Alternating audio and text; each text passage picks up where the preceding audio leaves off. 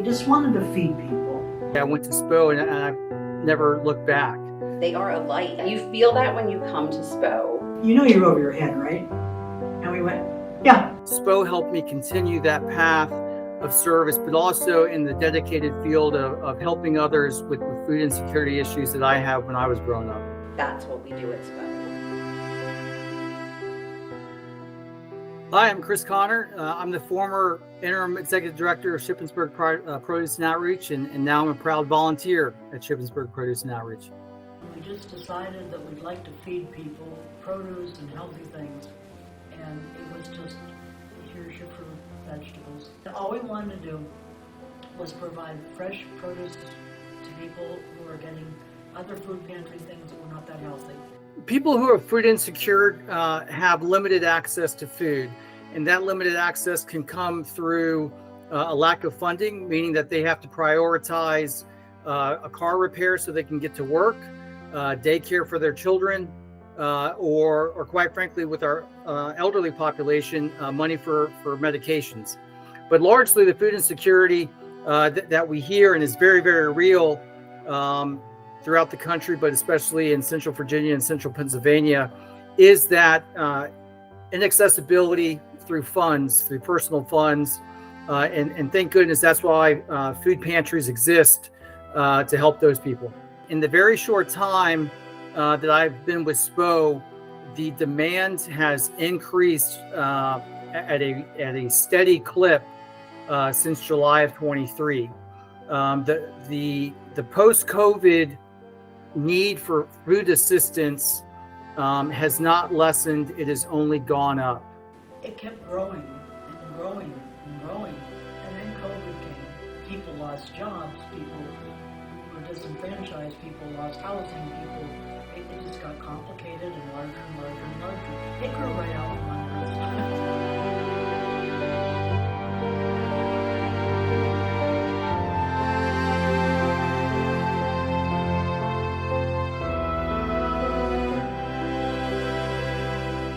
SPO hired recently Jennifer, who's an amazing person, as the new executive director. So I've known about SPO for years.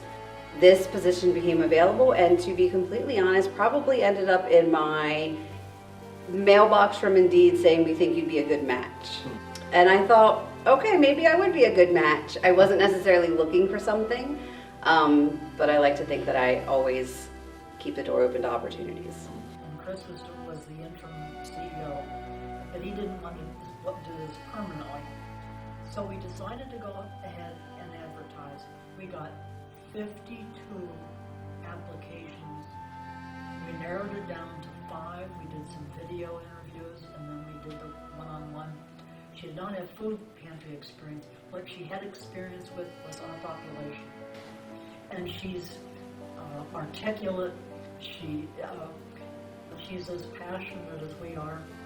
She cares about people. She understands individual differences.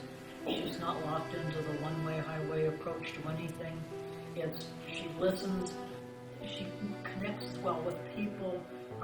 The interview was like, yeah, that's it.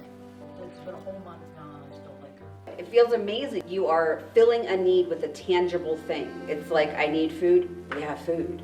So you get food. And everybody gets food. No matter what we have to do to make that happen, everybody is leaving with food. And that's not a thing that I'm like, yeah, that's just what we do. I can tell you today, we served, when I last checked, I think it was 1,036 individuals today, 386 households. I don't take that for granted. That's a lot. That's a lot of people who are getting food. And because I know the food that we're giving, it is produce, it is dairy, eggs, it's meat, it is things that people can use. It is, we pride ourselves on not doing a lot of junk food or, those types of foods. We try to make it quality and nutritious. And so, yeah, pride. I am proud to be a part of SPO and the work that they do. Leaving that day to day was kind of tough, but I was, very happy with Jen selected. I think she's going to do a far better job than anything I could have done. But I think, again, I really tried to use what I learned in the military.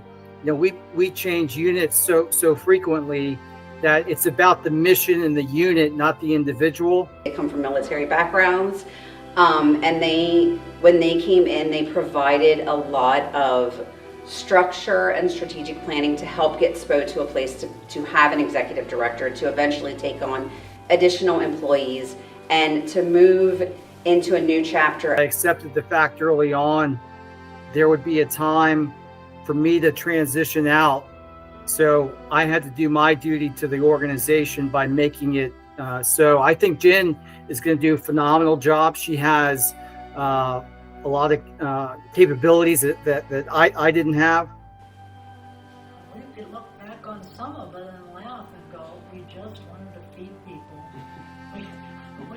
If you'd have told me you're going to have 400 families a week, I don't think I would have been into that. That's a lot of work.